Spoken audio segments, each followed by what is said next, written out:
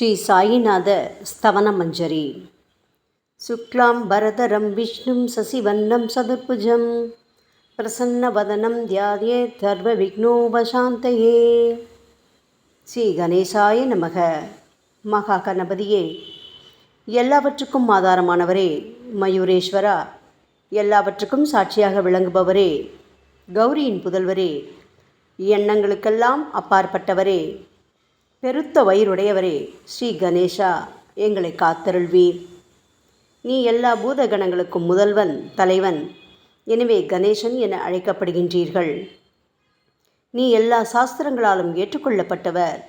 புனிதமான முகமுடைய பாலச்சந்திரனே, எங்களை காத்தருள்வீர். ஓ சாரதே, சரஸ்வதியே, கலைவாணியே, வாக்கின் தெய்வமே, நீ வார்த்தைகளுக்கெல்லாம் தலைவி. உலகின் உயிரோட்டத்தின் காரண கர்த்தாவே நீங்கள்தான். நீங்கள் படைப்பாளிகளின் இறைவி. நீங்கள் எப்பொழுதும் இத்தேசத்தின் அணிகலன். எங்கும் நிறைந்திருக்கும் எல்லையில்லாத சக்தியே, சரஸ்வதியே, உங்கள் பாதங்களை வணங்குகிறோம். முழுமையான பரபிரம்மே, மகான்களுக்கு பிரியமானவரே, பண்டரிநாதன் உருவில் வெளிப்பட்ட அவதாரமே, எல்லையற்ற கருணை உள்ளம் கொண்டவரே, பரமதயாளா, பாண்டுரங்கா. பொம்மலாட்டக்காரன் தன் கையில் உள்ள கயிற்றால் பொம்மைகளை ஆட்டுவிப்பது போல் பிரபஞ்சம் எங்கும் நிறைந்து நின்று உலகை ஆட்டுவிக்கும் ஒரு பொம்மலாட்டக்காரர் நீங்கள். உங்கள் மெய்ப்பொருளை உய்த்துணர அறிவியல் ஏடுகளும் புனித நூல்களும் இன்னமும் முயன்று கொண்டுதான் இருக்கின்றன. மெத்த படித்தவர்களுக்கோ நீங்கள் வெளிப்பட்டதே இல்லை. ஓ சக்கரபாணியே, பாண்டுரங்கா, அத்தகைய அறிவற்றவர்கள் வெறும் வார்த்தை ஜாலங்களிலேதான் சிக்கொண்டவர்கள். மகான்கள் மட்டுமே உங்களை உணர்வார்கள். மற்றவர்கள் குழப்பமடைந்துள்ளார்கள். உங்களுக்கு பக்தியோடு கூடிய சாஷ்டாங்க நமஸ்காரத்தை செய்கிறோம்.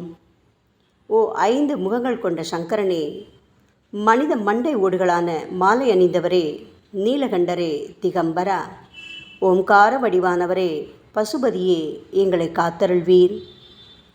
எல்லா நேரங்களிலும் எவருடைய உதடுகள் உங்களுடைய நமச்சிவாய நாமத்தை உச்சரிக்கின்றதோ அவர்களது உலகியல் துன்பங்கள் முழுமையாக நீங்கிவிடும். ஓ ஜடாமுடியை தரித்த சிவனே, உங்கள் நாமத்தின் சக்தி அத்தகையது.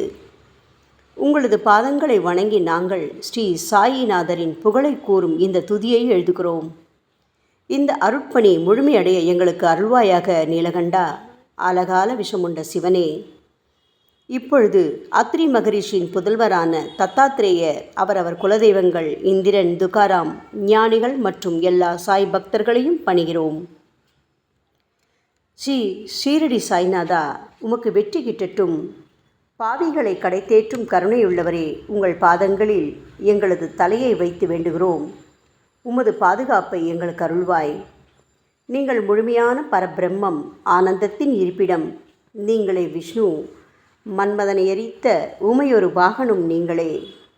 சாயி, நீங்கள் மனித வடிவில் தோன்றிய இறைவன். அறிவு என்னும் ஆகாய சூரியன். நீங்கள் கருணை கடல். நீங்கள் பிறவி பிணிக்கு ஓர் அருமருந்து. நீங்கள் ஏழைகளுக்கும் கீழ்த்தட்டு மக்களுக்கும் விரும்பியதை கொடுக்கும் சிந்தாமணிக்கல். நீங்கள் உங்கள் பக்தர்களை பரிசுத்தப்படுத்தும் தெய்வம். உலக வாழ்க்கை என்னும் சம்சார கடலில் மூழ்குபவர்களை காப்பாற்றும் ஓடம். நீங்கள் அஞ்சுபவர்களின் புகலிடம். சாயி, நீங்கள் இந்த பிரபஞ்சம் தோன்ற முதற்காரணமான பரிசுத்த பேரின்ப பேருணர்வு, அதாவது சைதன்யம். நீங்கள் கருணையே உருவானவர். உங்களது பலவிதமான வெளிப்பாடுகளில் இந்த உலகமும் ஒன்று. நீங்கள் பிறப்பற்றவர். சாவும் உங்களை தொட முடியவில்லை. எங்களது நீண்ட ஆழமான சிந்தனைக்கு பின் வெளிப்பட்ட கருத்தே இது என் குருநாதா. பாபா, பிறப்பு இறப்பு என்பவை அஞ்ஞானத்தால் தோன்றும் வெளிப்பாடே.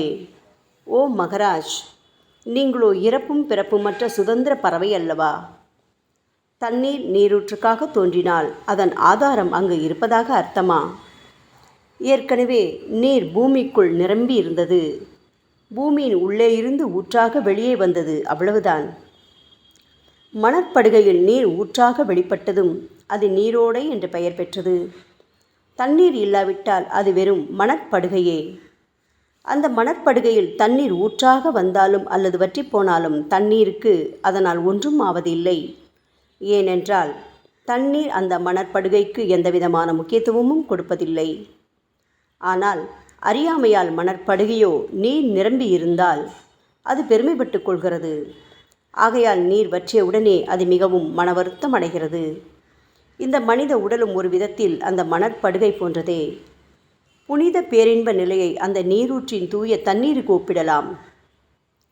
இம்மாதிரி எண்ணற்ற மணற்படுகைகள், அதாவது மனித உடல்கள் இருந்த போதிலும் அவற்றில் உள்ள நீர், அதாவது பேருணர்வு எனப்படும் சைதன்யம் மட்டும் மாறுபடுவதே இல்லை. கருணையுள்ளம் கொண்டவரே சாய்நாதா, நாங்கள் உங்களை ஆதியும் அந்தமும் இல்லாதவர், பிறப்பற்றவர் என்று கூறுவோம். இந்திரனின் கையில் இருக்கும் வஜ்ராயுதம் நீங்கள். இந்த வஜ்ராயுதம் ததீசி என்ற முனிவரின் முதுகெலும்பை கொண்டு தயாரிக்கப்பட்டது. இதுவரை இந்த பூமியில் எத்தனையோ எண்ணற்ற உயிரினங்கள் தோன்றியுள்ளன, இப்பொழுதும் தோன்றிக் கொண்டுதான் இருக்கின்றன. வரும் காலத்தில் மேலும் எண்ணற்ற உருவங்கள் தோன்றத்தான் போகின்றன.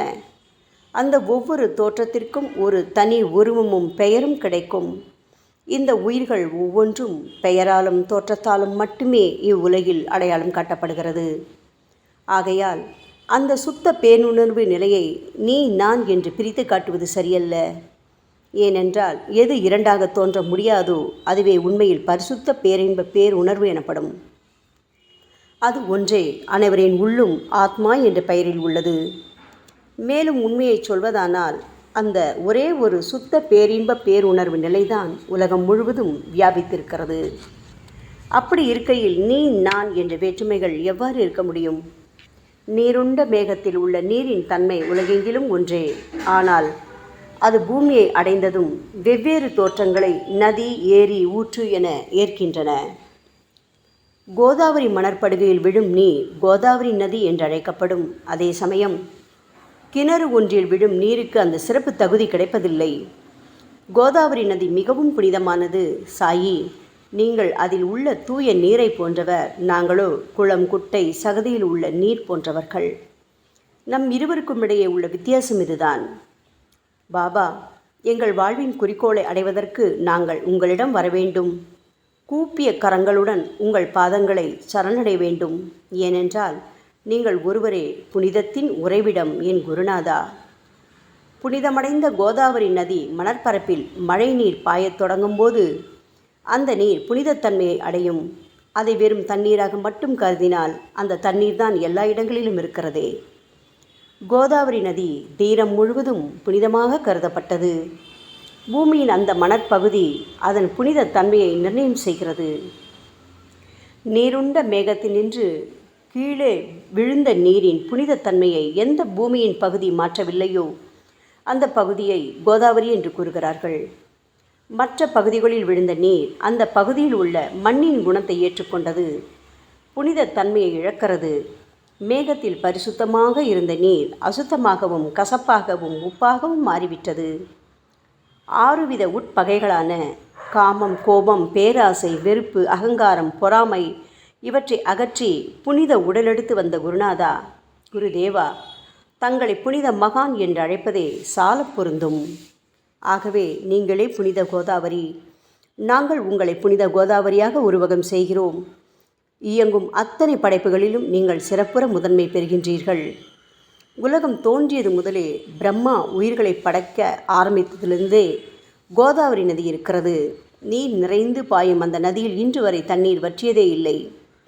ராமர் கோதாவரி நதியின் கரைக்கு வந்தபோது ஓடிக்கொண்டிருந்த தண்ணீர் இன்று வரை அதே இடத்தில் எப்படி இருக்க முடியும்? கோதாவரி நதியின் மணற்படுகை மட்டும் அதேதான்.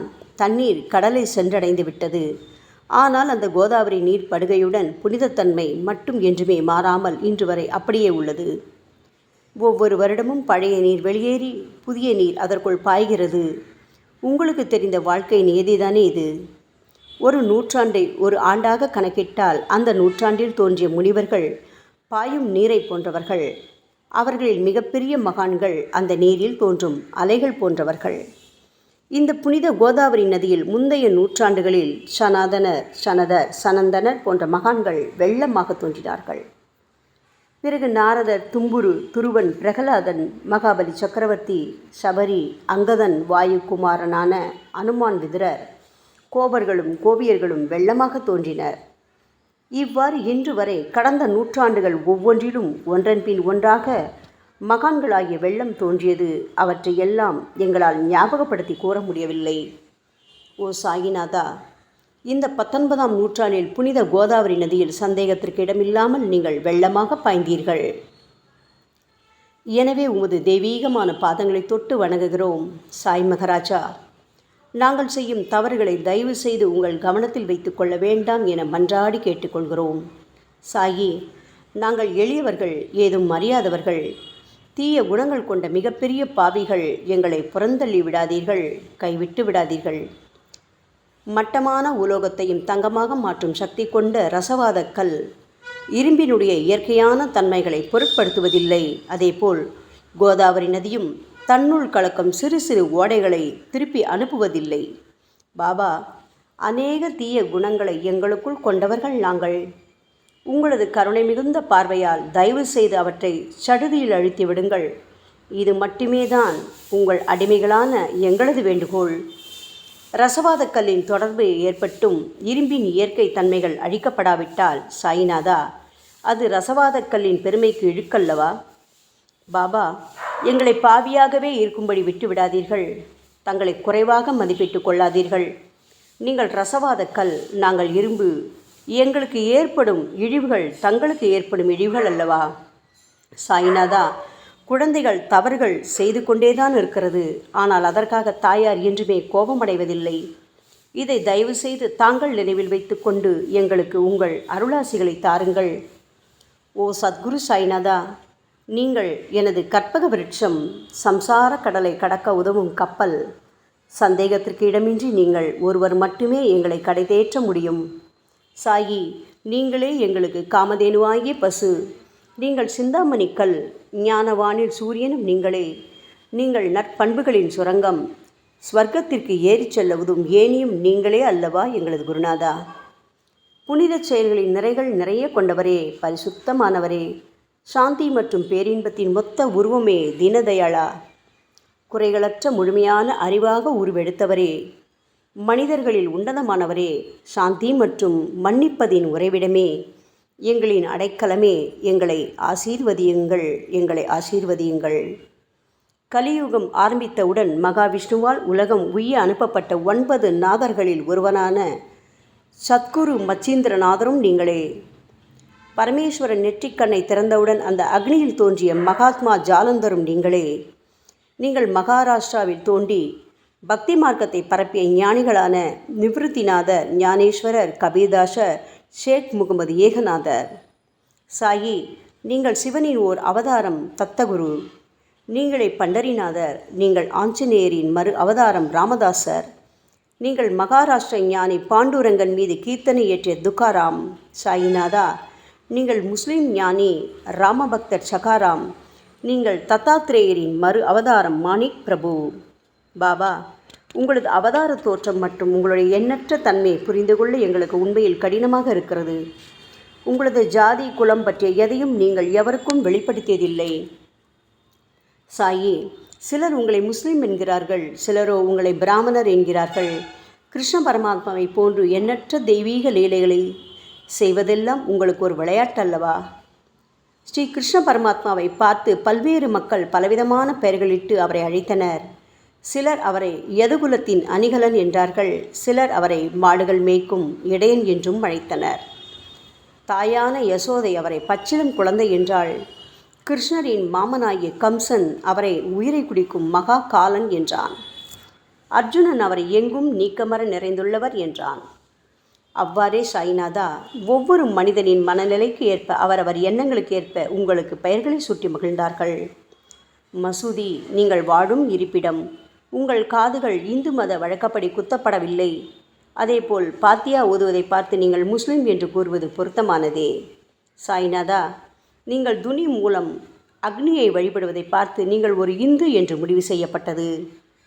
பாபா, இந்த வெளிப்புற வித்தியாசங்களை வீண் விவாதம் செய்யும் எண்ணம் கொண்டவர்களே விரும்புவார்கள். உண்மையான ஞானத்தில் ஆர்வம் கொண்டவர்கள் இந்த வெளிப்புற வேறுபாடுகளுக்கு முக்கியத்துவம் தரமாட்டார்கள். சாயி, நீங்களோ பிரம்மத்தின் நிலையில் இருக்கின்றீர்கள். ஜாதி குலம் போன்றவை உங்களுக்கு முக்கியமில்லை. நீங்கள் எல்லோருக்கும் மேலான உயர்ந்த குருவாகவும் இந்த பிரபஞ்சத்தை படைத்தவராகவும் இருக்கின்றீர்கள்.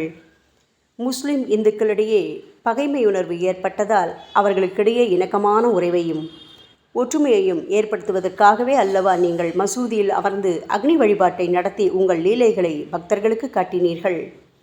நீங்கள் ஜாதி மதங்களுக்கு அப்பாற்பட்டவர். நீங்கள் பிரம்மமே, நீங்கள்தானே சாயி. உண்மையில் நீங்கள் எங்களது எண்ணங்களுக்கெல்லாம் அப்பாற்பட்டவர். உங்களை பற்றிய வாதி பிரதிவாதங்கள், ஊகங்கள், ஆதாரம் இல்லாத கருத்துக்கள் இருக்கும் இடத்தில் எங்கள் வார்த்தைகளுக்கு முக்கியத்துவம் எப்படி கிடைக்கும்? ஆனால் சாயிநாதா, உங்களை பார்க்கும் பொழுது எங்களால் மௌனமாக இருக்க முடியவில்லை. வார்த்தைகளால் போற்றுதலே உலக வழக்கம். எனவே உங்கள் அருளாசியுடன் சாயிநாதா, வார்த்தைகளால் எப்படியெல்லாம் உங்களை போற்ற முடியுமோ அவ்வண்ணமே போற்றி புகழ்கிறோம். கடவுளின் நிலையை விட மகான்களின் நிலை வேறுபட்டும் மிக உயர்ந்ததாகவும் இருக்கும். மகான்களின் அருகில் நான் எனது போன்ற எண்ணங்களுக்கு இடமே இல்லை. கடவுளை வெறுத்ததால் இரண்யகசிபுவும் விஷ்ணுவால் கொல்லப்பட்டார். ராமனால் ராவணன் கொல்லப்பட்டன. மகான்கள் கைகளால் இத்தகைய துர்சம்பவங்கள் ஏற்பட்டதே இல்லை. அரசன் கோபிச்சந்தன் முனிவர் ஜாலந்தரரை சாணக்குவியலுக்குள் புதைத்தான். ஆனால் அந்த நிலையிலும் அரசரின் இந்த செயலுக்காக அந்த முனிவர் வருத்தப்பட்டதே இல்லை. அரசனின் அந்த செயலுக்கு நேர்மாறாக அந்த அரசனை சம்சார சூழலிலிருந்து விடுவித்து அவனை முக்தியடை செய்தார். மகான்களின் சக்தி இப்படிப்பட்டதே. அவற்றை விவரித்து கூற முடியாது. மகான்கள் சூரியனின் ஒளியை போன்று பிரகாசிக்கக்கூடியது.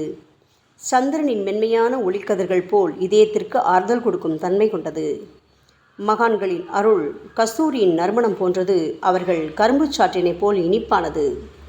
மகான்கள் நிச்சயமாக நல்லவர்களிடமும் தீயவர்களிடமும் ஒரே விதமாகவே நடந்து கொள்கின்றனர். அதற்கும் மேலாக பாவிகளிடம் அவர்கள் காட்டும் அன்பு அளவிட முடியாதது. கோதாவரி நதியில் அழுக்கடைந்த துணிகளே சுத்தம் செய்யப்பட வேண்டி வருகின்றன. சுத்தமான துணிகள் கோதாவரி நதியினின்று வெகு தூரத்தில் பெட்டியிலேயே தங்கிவிடுகின்றன. பெட்டியில் வைக்கப்பட்டிருந்த அந்த துணியும் ஒரு முறை கோதாவரி நதிக்கரைக்கு துவைப்பதற்காக வந்தது. இந்த உவமையில் பெட்டிதான் வைகுண்டம், நீங்களே கோதாவரி. கோதாவரி நதிக்கரையே நம்பிக்கை. எல்லா உயிரினங்களும் துணிகள். 6 விதமான மன விகாரங்களான காமம், கோபம், கஞ்சத்தனம், மதம், பொறாமை, மோகம் ஆகியவையே அவைகளை பற்றியுள்ள அழுக்கு. சாய்நாதா, தங்கள் பாதார விந்தங்களை வணங்குவதே கோதாவரியில் செய்யப்படும் புனித குளியல். ஓ சமர்த்தரே, எங்களது எல்லா பாவங்களையும் மன அழுக்கங்களையும் போக்கி எங்களை சுத்தப்படுத்துங்கள் குருநாதா. பாபா, எங்கள் சம்சார வாழ்க்கையில் உழலும் மக்களாகி நாங்கள் மேலும் மேலும் பாவம் செய்கின்றவர்களாக இருக்கிறோம். எனவேதான் உங்களை போன்ற மகான்களின் தரிசனம் பெறுவதற்கு நாங்கள் தகுதியுடையவர்களாகிறோம். கோதாவரி நதியில் தண்ணீர் நிரம்பியுள்ளது. படித்துறையில் துவைப்பதற்காக துணிகள் வருகின்றன. அவை துவைக்கப்பட்டு சுத்தப்படுத்தப்படாவிட்டால் அது கோதாவரி நதிக்கல்லவா இழுக்கை தேடித்தரும். என் குருநாதா, நீங்கள் அடர்ந்த இலைகளுடன் கூடிய நிழலையும் குளிர்ச்சியையும் தரும் மரம். உண்மையில் நாங்கள் எல்லாம் வழிப்போக்கர்கள். எங்களை 3 வித துக்கங்கள், அதாவது இயற்கை இடர்பாடுகளால் வரும் துன்பங்கள், எங்களது உடலுக்கு வரும் நோய் நொடிகள், அஞ்ஞானத்தால் நிரம்பிவிடும் பாவமூட்டை எனப்படும் வெயில் கடுமையாக சுட்டெரிக்கின்றன. கருணாமூர்த்தியே, சாயி, அந்த சுட்டெரிக்கும் 3 வித தாபங்களின் வெப்பத்திலிருந்து தயவு செய்து எங்களை காப்பாற்றும். தங்களது கருணை என்னும் குளிர்ந்த நிழல் இந்த சம்சாரம் என்னும் வாழ்க்கை கடலை கடக்க உதவும் தன்மை கொண்டது. பாபா, மரத்தின் அடியில் அமர்ந்தும் ஒருவன் சூரியனின் சுட்டெரிக்கும் வெப்பத்தை உணர்ந்தால் அது அந்த மரத்தை நிழல் தரும் மரம் என்று கூற முடியுமா என் குருநாதா? சாயி, உங்கள் அருளின்றி இந்த உலகில் நல்லது என்பது ஏற்படுவதில்லை. எனவேதான் தர்மத்தை நிலை நிறுத்துவதற்காக அந்த பரந்தாமனே அர்ஜுனனுக்கு நண்பனாக, வழிகாட்டியாக மற்றும் ஆன்மீகவாதியாக மாறினார். சுக்ரீவனின் அன்பினால் தானே விபீடனன் அரசன் ராமனின் நட்பை பெற்றான். சொல்லப்போனால் ஸ்ரீஹரியும் மகான்கள் மூலமாகத்தான் பெருமை பெற்றார். பிரம்மம் என்பது உருவமற்றது. எனவேதான் வேதங்களால் அதை வர்ணித்து கூற முடியவில்லை. ஆனால் பூமியில் அதை மனித உருவில் தோன்ற வைத்து மகான்கள் அதன் உருவமற்ற தன்மையை மாற்றினர். தாமாஜி என்ற பக்தனுக்காக பகவான் பாண்டுரங்கனை ஒரு தாழ்த்தப்பட்ட குலத்தில் பிறந்தார். சோகமேளா என்ற பக்தருக்காக உலகை காக்கும் தெய்வமே இறந்த எருமைகளின் உயிரற்ற உடல்களை எடுத்தார். மகாராஷ்டிர ஞானி மகான் ஏக்நாத் என்ற பக்தனின் பெருமையை உணர்ந்த பரம்பொருள் பாண்டுரங்கனின் மாறுவிடத்தில் வந்து தண்ணீர் சுமந்து உழைத்தார். உண்மையில் மகான்கள் எல்லாவற்றையும் தாங்கும் சக்தியும் சச்சிதானந்த பிரபுவாகிய இறைவனின் எஜமானர்களே. பாபா, இதற்கு மேல் நாங்கள் சொல்வதற்கு எதுவும் இல்லை. நீங்களே எங்களின் தாயும் தந்தையும். ஷீரடி கிராமத்தில் வசிக்கும் என் சத்குரு சாய்நாதா. சாயி, உங்கள் லீலைகளை எவர் ஒருவராலும் உண்மையிலேயே முழுமையாக புரிந்து கொள்ள முடியாது என்கின்ற பொழுது சாதாரண மனிதனாகிய நான் எவ்வாறு அவற்றை விளக்க முடியும் கூறுங்கள். எல்லா உயிரினங்களையும் காப்பாற்ற நீங்கள் ஷீரடிக்கு வந்திருக்கின்றீர்கள். மண் அகல் விளக்குகளில் வெறும் தண்ணீரை ஊற்றி அவற்றை எரிய வைத்தீர்கள்.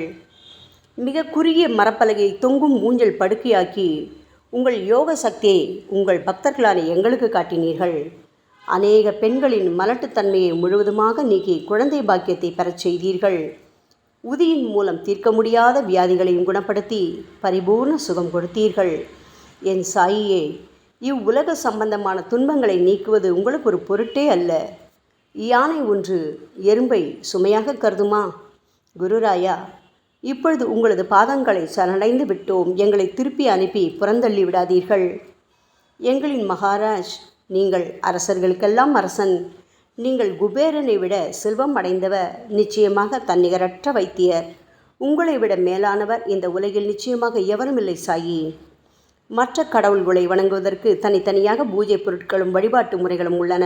ஆனால் உங்களை வணங்குவதற்கு தகுதியான பொருட்களே இந்த உலகில் இல்லை என் குருநாதா.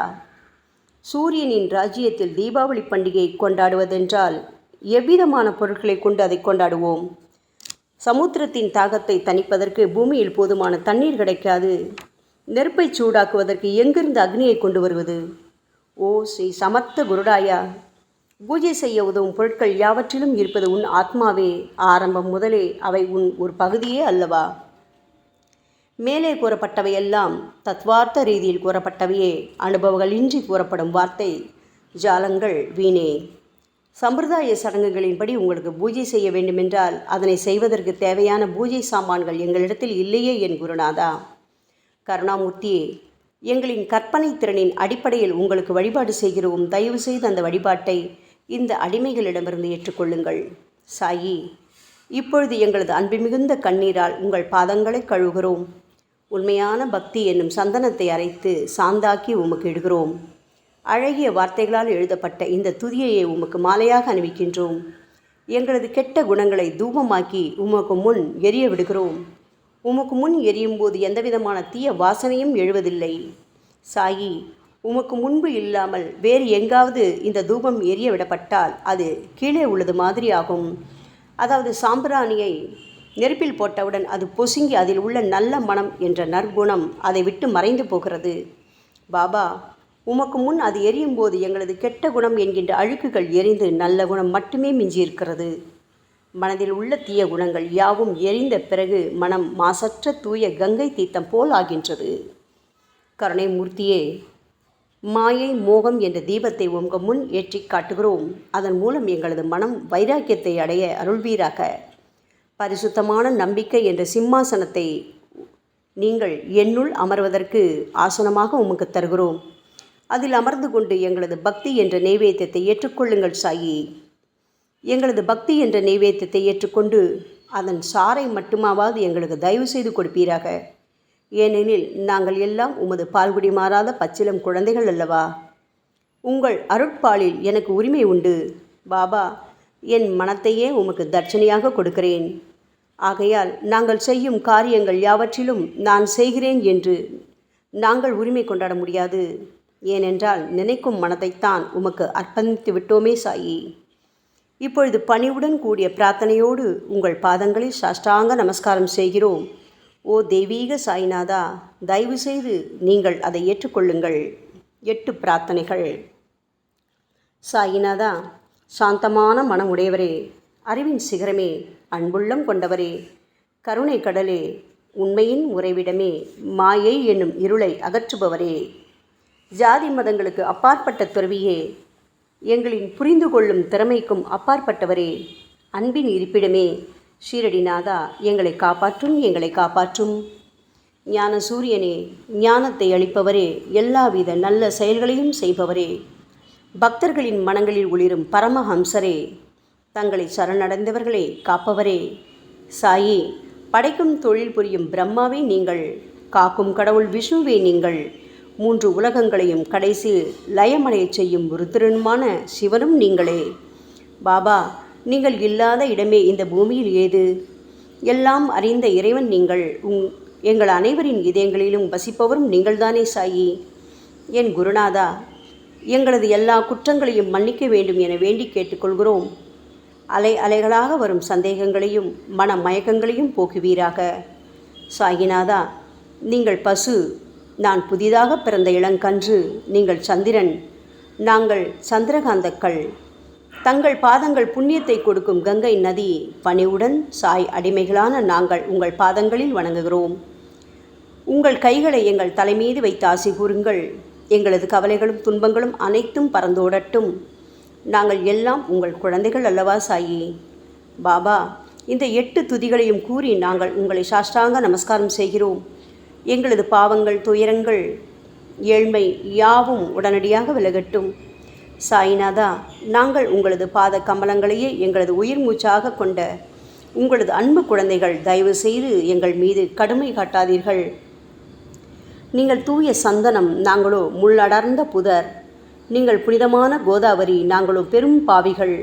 ஓ குருநாதா, உங்கள் தரிசனம் கிடைத்த பிறகும் எங்களிடம் உள்ள கெட்ட குணங்கள் என்ற அழுக்கு எங்கள் மனதிலேயே தங்கி இருக்குமானால் உங்களை சந்தனம் எப்படி என்று கூறுவார்கள்? கஸ்தூரியின் அருகாமையினால்தான் மண்ணும் மலரின் தொடர்பினால்தான் நாரும் மனம் பெறுகிறது. மகான்களும் அப்படிப்பட்டவர்களே. அவர்களுடன் தொடர்புடைய எந்த பொருளும் மிகவும் உயர்வாக மதிக்கப்படுகிறது. சிவபெருமானின் விபூதி, நந்தி ஆகியவற்றை ஏற்றுக்கொண்டதால் 8 திக்குகளிலும் அந்த பொருட்கள் புகழ் பெறுகின்றன. இடையர்களை மகிழ்விப்பதற்காக யமுனை நதிக்கரையில் உள்ள பிருந்தாவனத்தில் உலகிற்கெல்லாம் இறைவனான கிருஷ்ண பரமாத்மா ஊரியடி என்ற விளையாட்டை விளையாடினான். அனைவராலும் அது ஏற்றுக்கொள்ளப்பட்டது. ஆகவே நாங்கள் பாவிகளான போதிலும் உங்கள் சேவையில் ஈடுபட்டுள்ளோம். ஓ குருநாதரே, எங்களது நிலைமையை பற்றி மனதில் தயவு செய்து எண்ணிப்பாரும். ஓ சாயிநாதா கருணாமூர்த்தியே, இந்த லௌகீக உலகிலோ அல்லது ஆன்மீக வழியிலோ எந்த விஷயங்களெல்லாம் எங்களுக்கு சந்தோஷத்தை கொடுக்கும் என எங்களது மனம் சந்தேகமில்லாமல் நம்புகின்றதோ அவற்றையெல்லாம் நீங்கள் எங்களுக்கு அளித்தருள வேண்டும் சாயி. உங்களது கருணையால் இந்த மாதிரி செய்துவிடுங்கள் சாயி. எங்களது மனத்தை அடக்கி விடுங்கள். சமுத்திரங்கள் எல்லாம் தித்திப்பாக மாறினால் பிறகு அவை உப்பு கரிக்குமே என்ற பயம் தோன்றாதே. பாபா, சமுத்திரத்தை தித்திப்பாக்கும் சக்தி உங்களுக்கு உண்டு. ஆகையால் தான் எங்களது இந்த வேண்டுகோள். தயவு செய்து இந்த வேண்டுகோளை நிறைவேற்றுங்கள் சாயி. எங்களிடம் என்னென்ன குறைகள் உண்டோ அவை அனைத்தும் உங்களுடையதே. ஆத்ம ஞானம் பெற்றவர்களில் முதலிடத்தில் உள்ள உங்களிடம் குறை என்பதை பொருந்தாதே. சரணாகத வச்சலா, இப்பொழுது இதற்கு மேலும் நான் ஏன் அதிகம் பேச வேண்டும்? நீங்கள் மட்டும்தானே எங்களது ஒரே அடைக்கலம். தாயின் இடுப்பில் உள்ள குழந்தை இயல்பாகவே பயமற்று இருக்கும் அல்லவா? மகாராஜா, இந்த துதியை எவரவர்களெல்லாம் அன்புடனும் ஆத்மார்த்தமாகவும் படிக்கின்றார்களோ அவர்கள் ஒவ்வொருவரின் ஆசைகளை தயவு செய்து நிறைவேற்றி கொடுங்கள் சாயி. இந்த துதியை படிப்பவர்களின் 3 வித தாபங்களையும், இயற்கையின் இடர்பாடுகளில் வரும் துன்பங்கள், நமது உடலுக்கு வரும் நோய் நொடிகள், அஞ்ஞானத்தால் நிரம்பிவிடும் பாவம் மூட்டை ஓராண்டிற்குள் விலகிவிடும் என்பதே இந்த துதிக்கு உங்களது ஆசையாக என்றென்றும் நிரந்தரமாக இருக்க வேண்டும் பாபா. பாராயண முறை. குளித்து முடித்துவிட்டு மனதில் முழுமையான நம்பிக்கையுடன் தொடர்ந்து இந்த துதியை பாராயணம் செய்ய வேண்டும். அப்படி முடியாவிட்டால் வாராவாரம் வியாழந்தோறும் சத்குருவை வணங்கி அவர் உருவை தியானம் செய்து கொண்டு இந்த துதியை பாராயணம் செய்யுங்கள். இதுவும் கூட முடியாவிட்டால் மாதம் வரும் 2 ஏகாதசி தினங்களில் இந்த துதியை பாராயணம் செய்யுங்கள். இது ஏற்படுத்தும் விளைவுகளை பார்த்து அதிசயப்படுவீர்கள். குருமூர்த்தியான சாய்நாதர் இந்த துதியை பாராயணம் செய்பவர்களுக்கு இவ்வுலகியல் ஆசைகளை முழுமையாக உடனடியாக நிறைவேற்றுவார். இந்த துதியை திரும்ப திரும்ப பாராயணம் செய்வதால் முட்டாள்கள் கூர்மையான புத்தியை அடைவார்கள். யாருடைய வாழ்நாளாவது குறைவானதாக இருப்பேன் இந்த துதியை அவர்கள் படிப்பதால் 100 ஆண்டு காலம் வாழ்வார்கள். இந்த துதியை தொடர்ந்து பாராயணம் செய்து வந்தால் செல்வம் குறைவாக ஏழையாக இருந்தால் செல்வத்தின் அதிபதி குபேரன் அவர்கள் வீட்டிற்கு வந்து தங்கி அவர்களுக்கு ஏவல் புரிவான். இது சத்தியம், இது சத்தியம், இது சத்தியம் என 3 முறை கூறுகிறார். குழந்தை செல்வம் இல்லாதவர்கள் இந்த துதியை தொடர்ந்து படித்து வந்தால் குழந்தை செல்வம் பெறுவர். இந்த துதியை படிப்பவர்களின் வியாதிகள் எல்லா பக்கங்களிலும் பறந்தோடிவிடும். வியாதி நின்று குணம் கிடைக்கும். இந்த துதியை திரும்ப படித்தால் பயம் மற்றும் கவலை மறைந்து போகும். மதிப்பும் மரியாதையும் கிடைக்கும். அழிவற்ற பிரம்மத்தை உணர்வார்கள். பிரம்ம ஞானம் கிட்டும். அறிவுடையோரே, இந்த துதியின் மீது உங்கள் இதயங்களில் முழுமையான நம்பிக்கை வையுங்கள். சந்தேகங்கள், நம்பிக்கையின்மை, தவறான எண்ணங்கள் ஆகியவற்றுக்கு கொஞ்சம் கூட மனத்தில் இடம் கொடுக்காதீர்கள். ஷீரடிக்கு புனித பயணம் மேற்கொள்ளுங்கள். பாபாவின் தாமரை பாதங்களை மனதில் இருத்துங்கள். அவர் அனாதைகளின் உறவினர், பக்தர்களின் விருப்பங்களை நிறைவேற்றும் கற்பகத்தரு, கேட்டதை கொடுக்கும் கலியுக தெய்வம். பாபாவால் உணர்வூட்டப்பட்டு இந்த துதியை நான் இயற்றினேன். இல்லாவிட்டால் எந்த விதமான முக்கியத்துவமும் இல்லாத என்னால் இந்த துதியை எவ்வாறு எழுத முடியும்? ஆங்கில ஆண்டு 1918 புரட்டாசி மாதம் வளர்பிறையில் விநாயக சதுர்த்தி அன்று சூரிய உதயத்துக்கு முன் இந்த பாமாலை நிறைவு செய்யப்பட்டது. புனிதம் வாய்ந்த நர்மதா நதிக்கரையில் இந்தூருக்கு அருகிலுள்ள ஊரான மகேஸ்வர கஷேத்திரத்தில் ஸ்ரீ அகல்யா தேவியின் சந்நிதியில் சாயிநாதரை போற்றி பாடும் இந்த சவண மஞ்சரி நிறைவடைந்துள்ளது. மகேஸ்வரம் என்ற புனித தலத்தில் இந்த துதி நிறைவடைந்தது. ஸ்ரீ சாயிநாதர் என் மனதிற்குள் புகுந்து இந்த துதியின் ஒவ்வொரு வார்த்தையையும் புற வைத்தார். தாஷ்கன் மகராஜ் எல்லா ஞானிகள் மற்றும் துறவிகளின் வேலையாள். எங்கும் மங்களம் பொங்கட்டும். ஸ்ரீ சாயிநாதரை போற்றி பணிவுடன் எழுதப்பட்ட இந்த ஸ்ரீ சாயிநாத ஸ்தவன மஞ்சரி என்ற துதி பாராயணம் செய்பவர்கள் சம்சார கடலை கடக்க உதவட்டும். இது ஸ்ரீ பாண்டுரங்கனுக்கு தாஷ்கனு மற்றும் சாய் பக்தர்களின் நம்பிக்கை மற்றும் பணிவோடும் கூடிய பிரார்த்தனை. மங்களம், சுபமங்களம். ஸ்ரீ சச்சிதானந்த சமர்த்த சத்குரு ஸ்ரீ சாய்நாத் மகராஜ் கி ஜெய். ஓம் சாய்ராம்.